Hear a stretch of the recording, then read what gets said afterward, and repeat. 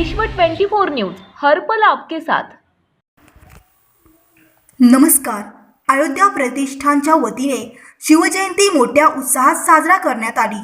अयोध्या प्रतिष्ठानचे संस्थापक अध्यक्ष अजय सिंग, प्रमुख पाहुणे युवराज अण्णा सरवदे, संजय कनके, उदय चाकोते, नितीन वालेकर, बाबा निशानदार, बंदीनवाज सय्यद, श्रीकांत गायकवाड, अनिल हलकटी, संजय पुजारी, गोविंद सिंग आदि उपस्थित होते।